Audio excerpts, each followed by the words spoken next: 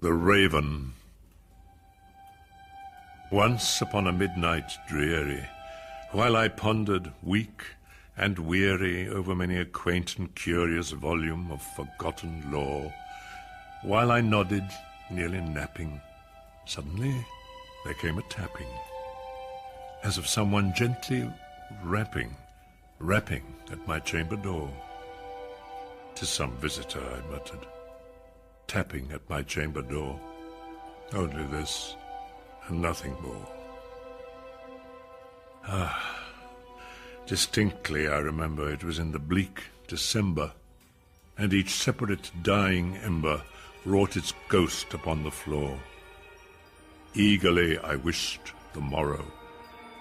Vainly I had sought to borrow from my books surcease of sorrow, sorrow for the lost Lenore, for the rare and radiant maiden whom the angels named Lenore.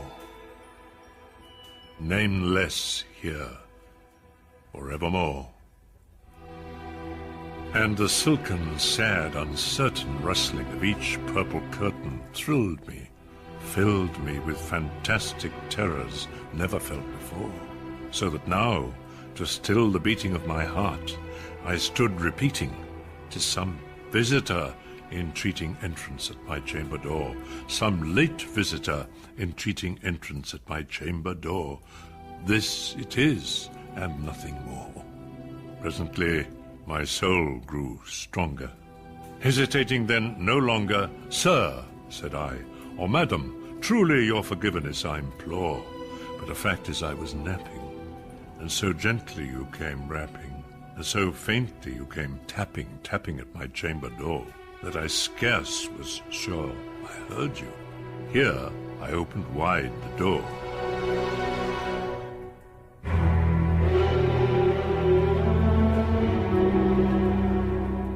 Darkness there, and nothing more. Deep into that darkness peering, long I stood there, wondering, fearing, doubting, dreaming dreams no mortal ever dared to dream before. But the silence was unbroken, and the darkness gave no token, and the only word there spoken was the whispered word, "Lenore." This I whispered, and an echo murmured back the word, "Lenore." Merely this, and nothing more. Back into the chamber turning, all my soul within me burning, soon again I heard a tapping somewhat louder than before. "Surely," said I, "surely that is something at my window lattice. Let me see, then, what thereat is, and this mystery explore. Let my heart be still a moment, and this mystery explore. 'Tis the wind, and nothing more. Open here, I flung the shutter, when, with many a flirt and flutter, in there stepped a stately raven of the saintly days of yore.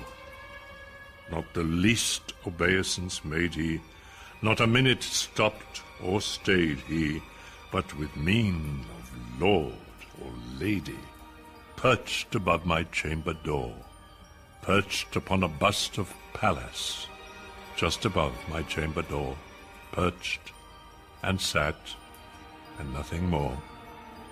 Then this ebony bird beguiling my sad fancy into smiling, by the grave and stern decorum of the countenance it wore. "Though thy crest be shorn and shaven, thou," I said, "art sure no craven, ghastly, grim, and ancient raven, wandering from the nightly shore. Tell me what thy lordly name is on the night's Plutonian shore." Quoth the raven,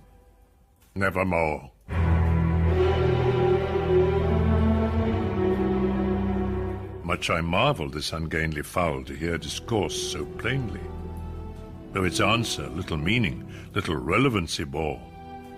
For we cannot help agreeing that no living human being ever yet was blessed with seeing bird above his chamber door. Bird or beast above the sculptured bust above his chamber door, with such name as Nevermore. But the raven, sitting lonely on the placid bust, spoke only that one word, as if his soul in that one word he did outpour. Nothing further then he uttered, not a feather then he fluttered. Still I scarcely more than muttered.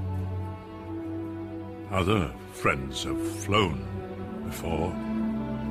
On the morrow will he leave me, as my hopes have flown before? Then the bird said, Nevermore.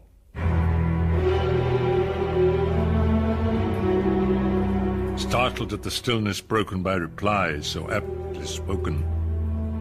Doubtless, said I, what it utters is its only stock and store, caught from some unhappy master, whom unmerciful disaster followed fast, and followed faster, until his songs one burden bore, till the dirges of his hope that melancholy burden bore of never, nevermore.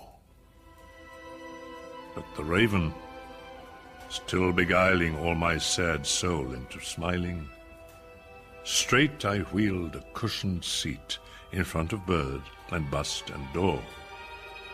Then upon the velvet sinking, I betook myself to linking fancy unto fancy, thinking what this ominous bird of yore, what this grim, ungainly, gaunt, and ominous bird of yore meant in croaking, Nevermore.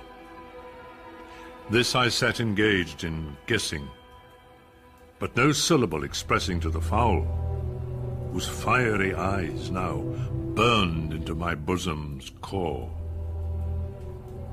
This and more I sat divining, with my head at ease reclining on the cushion's velvet violet lining that the lamplight gloated o'er.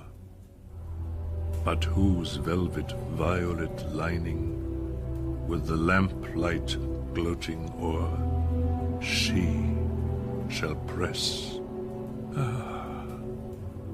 nevermore.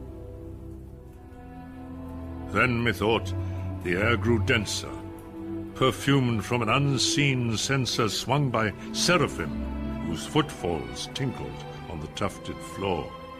Wretch, I cried, thy God hath lent thee.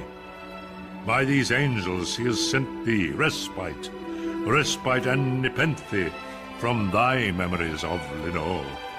Quaff, oh quaff this kind nepenthe, and forget this lost Lenore.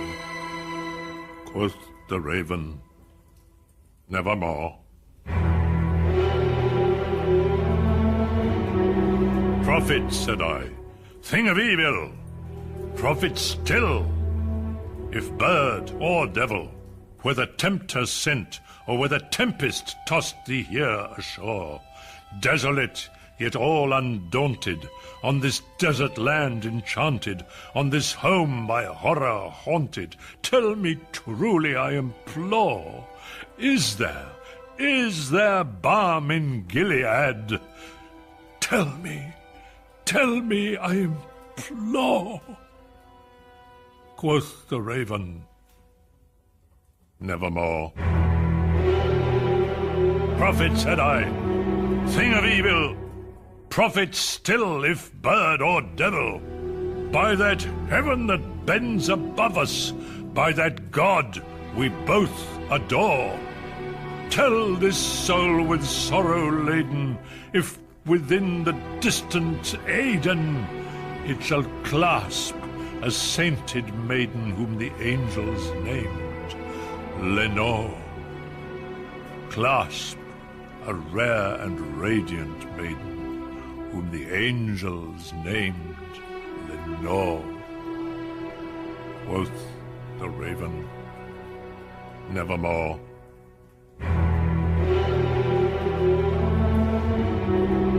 Be that word our sign of parting, bird or fiend, I shrieked, upstarting, get thee back into the tempest and the night's Plutonian shore. Leave no black plume as a token of that lie thy soul hath spoken. Leave my loneliness unbroken, quit the bust above my door. Take thy beak from out my heart, and take thy form from off my door. Quoth the raven, nevermore.